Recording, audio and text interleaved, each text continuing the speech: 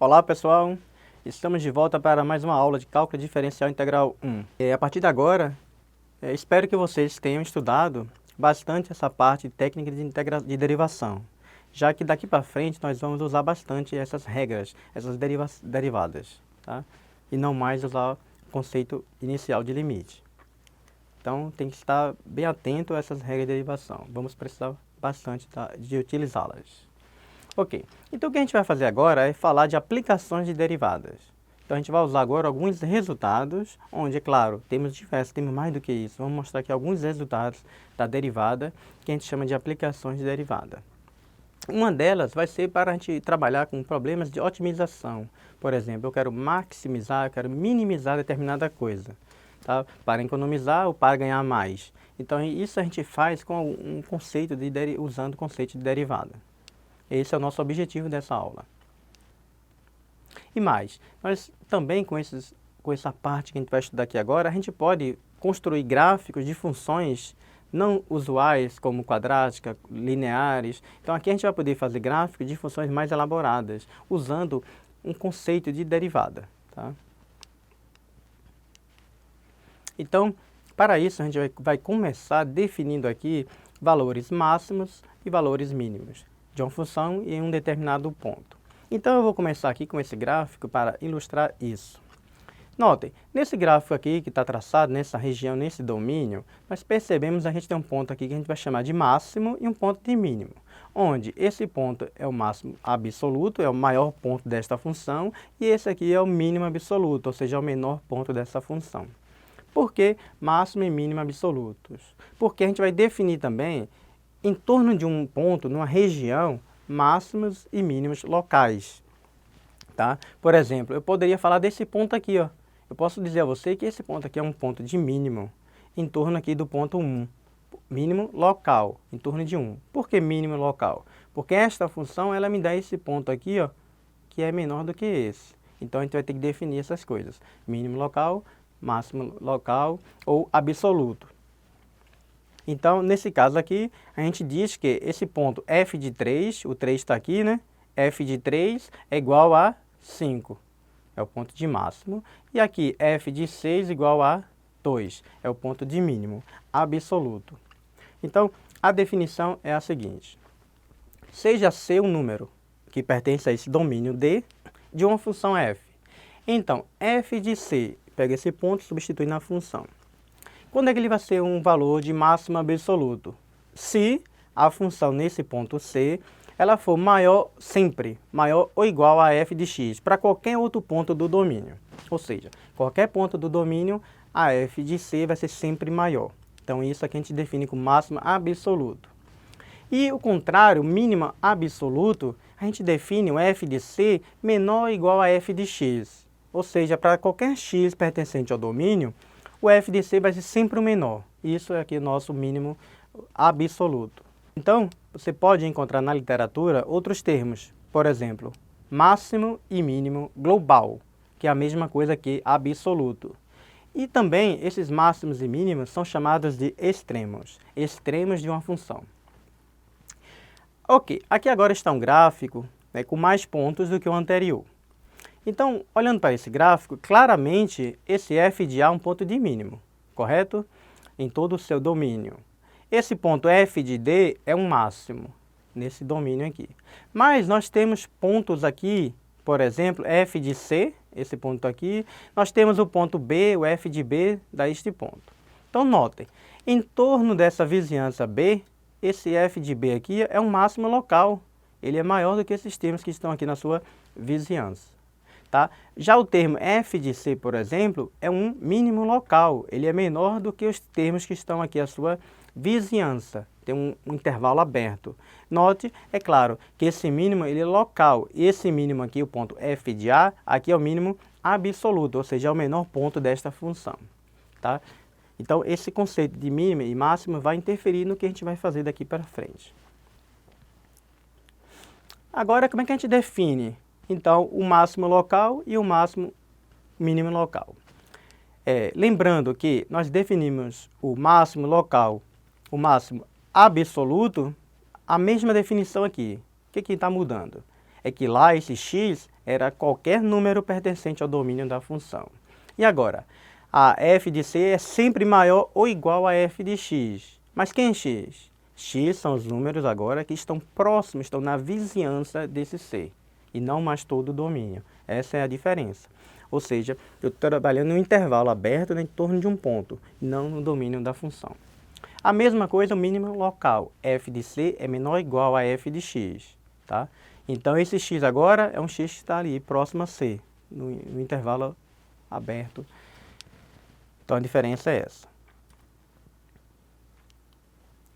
Mais uma vez, esse gráfico aqui também vai ilustrar isso para a gente. Então, notem, a gente olha para esse gráfico aqui e nós temos algumas regiões. Primeiro, vamos olhar aqui o ponto 4, x igual a 4, f de 4.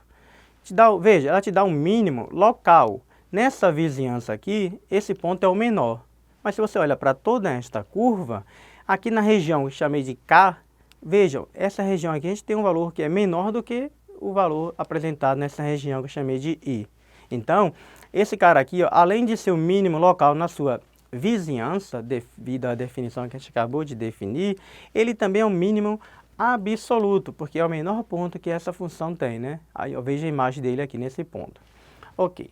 Agora, o ponto na região J, veja, aqui nós temos o máximo local, ou seja, localmente esse ponto é o ponto de máximo. Mas, se você continua ao longo da curva, você vai observar que você tem outros pontos de máximo, como esse ponto aqui, né? Que seria um máximo absoluto, um máximo global. Então, entendo esses conceitos, porque quando a gente for fazer análises mais profundas, exemplos mais elaborados, vamos precisar de todos esses conceitos. Para começar, vamos olhar para a função f de x igual ao cosseno de x. Vocês já viram em fundamentos da matemática, no ensino médio, o gráfico dessa função, que está representado aqui embaixo. Sabemos que o cosseno ou o seno estão variando entre menos 1 e 1. Então, olhando para o gráfico, nós temos aqui valores de mínimos, esses pontos, tá? E temos valores de máximo, esses pontos aqui, né? Máximos e mínimos absolutos. Então, no caso dessa função, o seu mínimo absoluto é o menos 1 e o seu máximo absoluto é o ponto 1. Tá? Para a gente usar essa ferramenta, para a gente fazer essas aplicações de derivadas, a gente precisa definir vários conceitos. Tá? Então, por isso, a gente acabou de definir dois. Agora, a gente vai definir aqui um teorema, chamado Teorema do Valor Extremo, em que esse teorema vai garantir para a gente quando é que uma função ela tem pontos de mínimo ou ponto de máximos. Tá? Então, o teorema diz o seguinte: se f for contínua em um intervalo fechado, veja, intervalo fechado AB, então f assume o máximo absoluto, a f de c, e um valor mínimo absoluto, que a gente vai chamar de f de d, dentro do intervalo AB. Então, veja a importância do teorema. O teorema diz que para que garanta que uma função tem mínimos e máximos, essa função tem que ser contínua. E mais, o intervalo tem que ser fechado. Se isso for satisfeito, esse teorema garante que essa função ela tem pontos de máximos e pontos de mínimo. Vejam aqui na figura, nesses gráficos, está ilustrado exatamente isso. É uma função que é contínua, eu posso fazer o esboço sem tirar a caneta do papel, como já comentamos aqui. E veja que é um intervalo fechado, bolinha fechada. A mesma coisa para os três gráficos. Então, nós temos aqui máximos e mínimos, tá? Máximos e mínimos. Então, o teorema garante isso. Mas, notem, o teorema não mostra como encontrar esses pontos. Ele apenas garante que existe. Tá? Aqui está dois contra-exemplos, ou seja, dois exemplos que mostram onde o teorema não funciona. Por exemplo, essa função aqui desse gráfico, né, é uma função que tem saltos, uma função que a gente chamou de descontínua. Tá? Mas, veja, o f de 2 aqui é zero, né? Então, essa função ela tem um mínimo. F de 2 é zero, é um ponto de mínimo. Agora, o ponto de máximo. Aqui nós temos uma bola aberta, tem um salto. Então, esta função ela não tem um máximo. E por que isso não está furando o teorema, por exemplo? Não indo contra o teorema? Porque o teorema diz que tem que ser contínua, e essa função não é contínua, por isso que ela não tem máximo. Ok? Vejam, essa outra função, bola aberta no eixo vertical, e aqui você tem uma síntota vertical, significa que essa função ela vai aqui para o infinito, né? Vai embora, explode. Tá? Então, significa que essa função aqui, ela não tem nem mínimo, nem máximo, porque ela está definida em um intervalo aberto. Logo, o teorema não garante que ela vai ter mínimo ou máximo. Tudo bem? Então veja a importância do teorema. Ok, agora fazendo uma análise de gráficos, de desenhos, a gente pode observar o seguinte. O teorema do valor extremo afirma que uma função contínua em um intervalo fechado tem um máximo e um mínimo. Mas ele não mostra a gente como determinar esses caras, como eu acabei de comentar. Então a gente tem que ir em busca disso. Como a gente vai calcular esses números, né? Então, notem, aqui nós temos um máximo, tá? Pode ser um máximo absoluto, um máximo local e aqui um mínimo, nesse intervalo estudado. Então, tudo indica que nesses pontos de máximo e de mínimo, nós vamos ter aqui uma reta tangente horizontal. Uma reta tangente horizontal, o que significa isso? Significa que a inclinação da reta tangente a uma curva que a gente está estudando é nula, é zero. Ou seja, a derivada no ponto C é igual a zero. Isso vai funcionar de um mecanismo para a gente começar a buscar por esses números. Então isso está dizendo para a gente que f', a derivada no ponto C, é igual a zero. A reta tangente é horizontal. Então, onde nós temos pontos de máximos e mínimos, tudo indica que isso acontece. Tá? E isso vai ser mostrado, claro, isso vai ser definido através de um teorema. Lembrando que o teorema tem que ser demonstrado, etc. Tá? Então é isso que a gente está fazendo. A gente olhou que a derivada da função no ponto C é igual a zero, tá? Onde a reta tangente é horizontal. Então o teorema de Fermat diz o seguinte, um grande matemático, o teorema diz o seguinte, se f tiver um máximo ou mínimo local no ponto C, e se f' de C existir, notem, a derivada tem que existir. Então, a derivada nesse ponto é igual a zero. Então, o que está dizendo? Se a função ela tem um ponto de máximo e tem um ponto de mínimo, a derivada nesse ponto é nula. Tá? Então, nós temos mais um conceito para a gente poder determinar, para a gente poder calcular esses pontos de máximo ou de mínimo. Então, notem, primeira derivada igual a zero, onde a gente tem ponto de mínimo ou ponto de máximo. Não pode identificar ainda quem é quem, né? Apenas que existem esses pontos. A demonstração do teorema, mais uma vez, está lá no guia de estudo e vocês devem estudar, analisar profundamente a demonstração desse teorema. E mais, esse número C aqui, a gente vai chamar ele de número crítico. Então, um número crítico de uma função é onde a primeira derivada é igual a zero. Vocês vão encontrar em aplicações, por exemplo, outros termos, como, por exemplo, ponto de equilíbrio. Então, ponto de equilíbrio, esse Czinho aqui é um ponto que a primeira derivada é igual a zero. O que é um ponto de equilíbrio? Pega um pêndulo, tá? Sem resistência do ar, né? Se eu dou um peteleco aqui, eu aplico uma perturbação, esse pêndulo vai, quanto maior a perturbação, maior a amplitude, né? Tá? Então, se eu dou um peteleco aqui, onde tem a resistência do ar, alguma coisa aqui em torno, eu aplico uma pequena perturbação, o pêndulo vai librar e volta para a sua posição de equilíbrio. Isso aqui é um ponto de equilíbrio, que a gente chama até ponto de equilíbrio estável. Agora, se eu pego o pêndulo e coloco ele nessa situação aqui, tá? Dou um peteleco, aplico uma perturbação nesse sistema, ele vai fazer isso, né? Conforme a perturbação, ele vai ficar aqui a amplitude e com a resistência do ar aqui ele vai parar. Então, nessa situação especial, eu não volto mais para a minha posição original. Então, aqui a gente tem um ponto de equilíbrio instável. Então, isso vai aparecer em diversas aplicações, como, por exemplo, em dinâmica de satélites artificiais, em que vai usar simplesmente esse conceito, ponto crítico de uma função, primeira derivada igual a zero. Então a primeira derivada igual a zero, eu igualo a zero a primeira derivada de uma função e calculo esse valor de C, desse ponto, ok? Então vamos lá. f de x igual a x ao cubo. Vocês já conhecem o gráfico dessa função, está aqui, né? A função x ao cubo. Veja, vamos derivar essa função usando a regra de derivação, né? Então essa aqui vocês já viram algumas vezes. 3x ao quadrado vai ser a derivada de x ao cubo. Caiu 3, 3 menos 1, 2. Agora, vamos igualar a primeira derivada, igualar essa derivada aqui a zero, para encontrar o valor de x. Se a gente iguala isso aqui a zero, vamos encontrar o valor de x igual a zero, né? Então, nós encontramos, pelo critério do teorema de Fermat, que x igual a zero.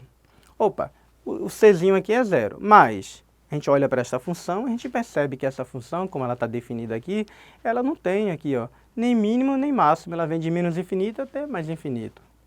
E agora? O teorema está furado? Não está funcionando? Não. Então, o que a gente observa aqui é o seguinte. Do jeito que essa função foi definida, ela não está definida em um intervalo fechado, simplesmente. Ela é contínua, mas não está definida em um intervalo fechado. E o teorema do valor extremo diz que nós temos máximos e mínimos quando, tá? Quando essa função é contínua e definida em intervalo fechado, e que não é o caso aqui. Por isso que essa função, apesar de você encontrar o número crítico, o c igual a zero, ela não tem pontos nem de mínimo nem de máximo, a não ser que você restrinja o seu domínio. Tá? A outra função é que a gente já estudou na aula anterior, né, o módulo de x. Essa função aqui, por exemplo, ela tem, você olhando para o gráfico, né, você percebe que ela tem um mínimo local absoluto. Tem esse ponto aqui de mínimo. Tá? Mas, o que acontece nesse ponto de mínimo? Você vai encontrar o valor do c, a primeira derivada igual a zero, correto? Usando o teorema de Fermat. Mas vimos que a derivada da função módulo de x no ponto zero, ela não existe. Então, aqui você percebe que o teorema não funciona, né? Teoricamente, olhando para o gráfico, a gente vê que tem um mínimo local ou mínimo absoluto, como neste caso aqui é o mínimo absoluto, né? É o menor ponto da função. Mas a derivada nesse ponto não existe. Então, como é que eu vou usar o teorema calcular f' no ponto zero igual para achar o valor desse c, né? Então, essa derivada não existe no ponto x igual a zero, que a gente acabou de mostrar. Então, vejam, os exemplos 2 e 3, esses dois exemplos que a gente acabou de mostrar, a gente deve ter muito cuidado na análise do teorema de Fermat. Então, nós vimos que mesmo quando f' de c igual a zero, não é necessário existir um mínimo ou máximo. Foi o caso da função x ao cubo. Existe, eu posso usar a definição do teorema de Fermat, eu acho o c, mas a função não tem mínimo nem máximo. Tá? Isso quer dizer, pessoal, simplesmente é que a recíproca do teorema não vale. Vamos olhar aqui para o teorema. Tá? Se f tem máximo e mínimo, então a gente consegue encontrar a derivada. Mas se eu encontro a derivada, será que eu vou encontrar o ponto de mínimo ou máximo? O teorema não me garante isso. Tá? Como é o caso da função x ao cubo. Você encontra aqui a primeira derivada igual a zero, acha o valor de c, mas ela não tem nem mínimo nem máximo. Tá? Então, a recíproca do teorema de Fermat também é falso, não vale a volta, só vale a ida. Tá bom? Então, além disso, né, pode existir um valor extremo, mesmo quando f' de c não existe, que aí foi o caso do módulo de x. Ele tem um mínimo, olhando para o gráfico, você nota isso claramente, ele tem um mínimo local e absoluto, mas f' de c não existe. Então, o uso do teorema de Fermat, a gente tem que ter muito cuidado. Ele não vale a sua volta, a recíproca, é falsa, né? Então, a gente pode ampliar um pouquinho essa definição. Tá? O que está definido aqui é o que eu já comentei com vocês agora há pouco, o número crítico, né? Ou ponto de equilíbrio. Então, um número crítico de uma função f é um número c, tá? No domínio de f, tá ok. A f' nesse ponto c é igual a zero. Agora, a gente vai ampliar o conceito aqui, ó. Ou a f' de c não existem, tá? Então, além de f' de c igual a zero, pode também ser que não exista, como a do módulo, e você tem um ponto de mínimo. Então, não é necessário que a função exista no ponto para você ter um mínimo ou um máximo, tá? Ok, se f tiver um máximo ou um mínimo local nesse ponto c, então c é um número crítico de f. Ou ainda, como eu defini, um ponto de equilíbrio do seu sistema, tá? E agora, encontrando esses números críticos, como é que eu vou saber se esses números são mínimos ou máximos, absolutos ou locais? Então, vamos mostrar aqui um resultado que ainda é muito rudimentar. Depois, vocês vão estudar o teste da primeira e o teste da segunda derivada, onde você vai encontrar, determinar que esses valores são máximos ou mínimos de forma bem mais precisa. Inicialmente, o que a gente vai fazer? A gente vai pegar a função, tá? Pegar o intervalo AB e vamos investigar nas extremidades, o valor dessa função nas extremidades. Então, pego A, substituo na função, calculo o número. Pego B, substituo na função, calculo o número, os extremos. Já que o teorema do valor extremo é válido para um intervalo fechado, né? Vou calcular os pontos críticos, ou seja, a primeira derivada igual a zero, para encontrar o Czinho. Uma função pode ter mais de um ponto crítico, então, para encontrar os pontos críticos. Encontrados os pontos críticos, o que eu faço? Pego esses números, substituo na função e não na derivada, substituo na função, faço as contas. O maior valor entre os números críticos e os números extremos da função é o ponto de máximo. O menor valor é o ponto de mínimo. Então, esse primeiro resultado a gente avalia assim de forma bem rudimentar, e aí eu sugiro que vocês estudem profundamente o teste da primeira e o teste da segunda derivada, onde vai me dizer que o cara é máximo ou mínimo de forma mais precisa. Tá?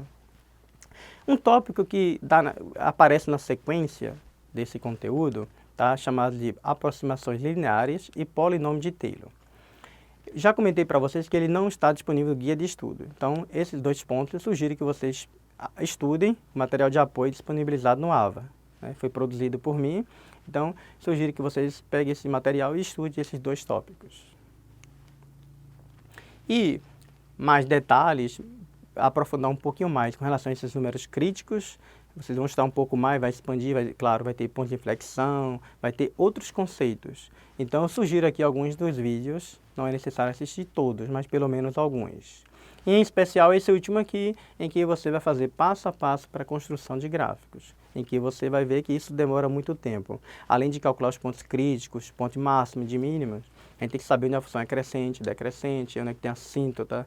Então, tem um procedimento de coisas que a gente precisa fazer para construir um gráfico usando derivada. Então, a recomendação é que você assista esse vídeo aqui e mãos à obra. Vamos estudar, praticar, exercitar bastante os exercícios. E até uma próxima.